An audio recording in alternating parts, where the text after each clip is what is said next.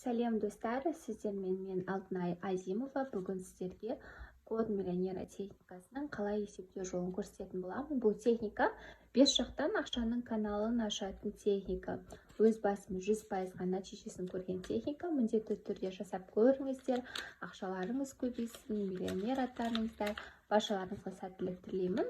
Ал бұл техниканы жасау үшін бізге $1 қажет осындай. Және де қызыл ручка, сонымен қатар калькулятор, дәптер алсаңыздар да болады, блокнот немесе. Және де бізге ол үшін қазақша немесе орысша алфавит керек болады. Біз енді қаншама жылдар бойы СССР-ге бағынғандықтан, Совет өкіметіне бағынғандықтан бізде кейде фамилиялар осылай Абжамиевна деген жалғаумен аяқталып жатады. Әсіресе үлкен поколениедағы кісілерде. Егер сіздерде отчестволарыңызда жалпы Абжами қызы деп аяқталатын болса, онда қазақша алфавитпен есептейсіздер. Егер дәл осылай Абжамиевна немесе Әзім қызы немесе Азимовна деген сияқты жалғау болатын болса, қазақша немесе орысша алфавит деп бөліп аласыздар. Және де Нақып қызы деп аталатын болса, мысалға менде Алтынай Нақып қызы. Нақып қызы мен қазақша алфавитпен есептеймін. Бұл жерде біз орысша алфавитті аламыз. Және де мен орысша алфавитпен насандарды әрқайсысын әріпті санға айналдырып есептеп қойдым. Сіздер де дәл осылай есептеп қоясыздар, чтобы мен көп уақыт алмау үшін алдын ала есептеп қойдым. Және де біз мысалға Сұлтангереева деген фамилияны алғанда барлық сандарды орналастырдым орысша алфавитпен байланысты. Например, С деген бізде 1 деген санға тиесілі. Осылай аламыз, барлық сандарды түсіреміз осында. Барлығын қосып есептегенде менде 52 деген сан шықты. 52-ні бір таңбалы сан болғанша бір-біріне қосып есептейміз, яғни 5-ке 2-ні қосқанда 7, 7 дәл осылай қалады. Мына жерде де 25 шыққан, 25-ті тоже мен 2-ке 5-ті қостым, 7 шықты, дәл осылай қалдырдым. Егер сіздерде 11, 22, 33, 44, 55, 66, 77, 88, 99 деген сандар шығатын болса, фамилияда немесе атта немесе отчествода, міндетті түрде дәл солай қалдырасыздар. Әрі қарай бір-біріне қосып есептемейсіздер. Енді бізге керегі, келесі біздегі жасайтын амалымыз, ол код фамилия деп осыны түсіреміз төменге. Код фамилия бізде 7 шықты. 7-ні дәл осылай орналастырамыз. Келесі бізде код имени, менің почеркіме мән бермеңіздер. Келесі бізде 7 деген сан шықты, дәл осылай қоямыз. Келесі бізде код отчество. 7 деген сан шықты. Келесі бізде осы сандардың барлығын бір-біріне қосып есептеу үшін код судьбы керек болады. Код судьбы ол осы код фамилия, код имени, код отчествоның бір-біріне қосындысы, яғни код фамилия қосу, код имени қосу, код отчество. Бізде 7 қосылған 7 14, 21. 21-ді дәл осылай қалдырмаймыз, әрі қарай бір таңбалы санға айналдырамыз, яғни 2-ге 1-ді қосамыз. Сонда бізде 3 шығады. Бізде 3-ті осылай қалдырамыз. Келесі бізде жасайтын амалымыз код дня. Яғни туған күніміз. Бізде 15 шығыптыр. 15-ті бір-біріне қосып түсіреміз, яғни 1-ге 5-ті қосамыз, 6 шығады. Келесі бізде код месяц. Бізде 11 шықтыр. 11-ді дәл осылай қалдырамыз. Жаңа айтып өткенімізде бізде 11, 22, 33, 44, 55, 66, 77, 88, 99 деген секілді бірдей таңбалы сандар шығатын болса, онда біз міндетті түрде дәл солай қалдырамыз. Год рождения бізде 1965. Біз 1-ге 9-ды қосамыз. 1-ге 9-ды қосамыз, оған 6-ны қосамыз, оған 5-ті қосамыз, 21 шықты. 21 бізде 3, иә, өйткені 2-ге 1-ді қосқанда бізде 3 деген сан шығады. Келесі бізде код жизни пути деген анықтап аламыз. Ол үшін біз код дүния, код месяц, код рождениені бір-біріне қосамыз. Так, бізде 6 қосылған 11 қосылған 3. 6, 11, 3. Бізде 20 шықты. 20-ны біз 2 деп жалғыз өзін қалдырамыз, жалғыз сан шығарамыз. Яғни 2-ге 0-ді қосқанда бізде 2 деген сан шығады.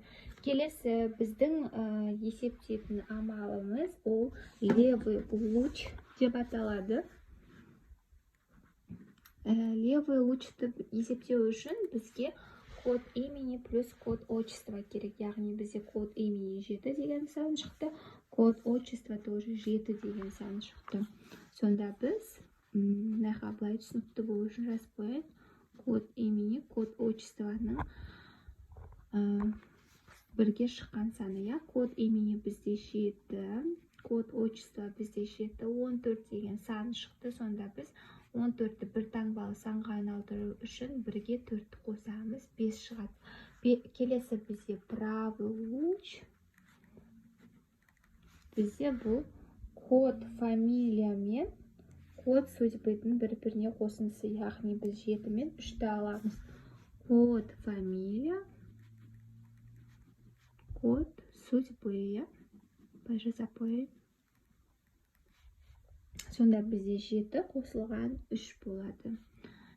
7 қосылған 3, 10 тең болады 1. Келесі бізде код сердце. Код сердце бізде. Код дүния мен код месяцтің бір-біріне қосындысы. Яғни код дүния плюс код месяц. Бізде туылған күн 6 деген санға тең болды. Месяц бізде 11. Яғни екеуін қосқанда бізде 17 деген сан шықты. 17-ні біз бір таңбалы санға айналдырғанда, бірге 7-ні қосқанда 8 шығады. Келесі біздегі жасалатын амалымыз, код души. Код души.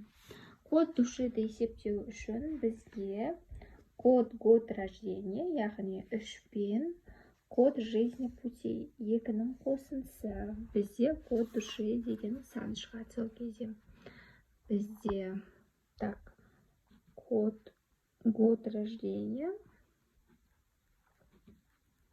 плюс код жизни пути. Бізде 3 қосылған 2 тең 5 шығады. Келесі бізде звездный канал. Көріңіздер. Осы біздің есептеп жатқанымыз, осылар біздің 5 жақтан ақшаның каналын ашатын техника. Өткен жолы сіздерге кәдімгі финансовый кодты есептеуді үйреткен болатын. Ол жерде тек қана бізге осындай дата рождения ғана керек болған. Енді бізде код миллионера техникасын есептеу үшін плюс біздің дәл удостоверениедағыдай фамилия, имя, отчествомыз керек болады. Звездный каналды есептеу үшін бізге код имени мен код дүнияның бір-біріне қосындысы, және оны көбейтеміз код фамилияға. Яғни код имени қосылған код дүния көбейтеміз код фамилияға. Код имени бізде қараңыз 7 шықты. Код дүния бізде 6, 15-не туылған, 1-ге 5-ті қосқанда бізде 6 саны шықты. Келесі көбейтеміз код фамилияға. Код фамилия бізде тоже 7 саны шығып отыр. Яғни біз 7-ге 6-ны қосқанда бізде 13 деген сан шықты. 13-ті көбейтеміз біз 7-ге. Сонда 91 деген сан шықты. 91 дегенді біз тағы бір таңбалы санға айналдырамыз. Яғни 9-ға 1-ді қосқанда бізде 10 саны шығады. 10-ды біз бір таңбалы санға айналдырсақ, онда 1 деген шығады. Сонда біз код миллионера техникасы уже сандарымыз дайын. Енді қараңыздар, код миллионера техникасын жасау үшін міндетті түрде осындай $1 болу керек, және де қызыл ручкамен қолды үзбей бірден жұлдызшаны саламыз. Былай осылай бастайсыздар, қолды үзбейсіздер, осылай жалғайсыздар. Яғни былай деп бүйтіп, сосын барып үзіп тастап былай жасауға болмайды, ол уже қате. Өзінің жасалу бұл техникасы. Енді біз левый лучты түсіреміз. Левый луч бізде міне 5 мында тұрады. Правый луч бізде 1 осында тұрады. Келесі код сердце бізде айтпеңіздер.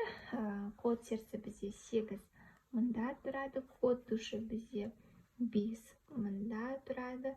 Келесі звездный канал бізде төбесінде тұрады. Міндетті түрде дәл осылай жасайсыздар.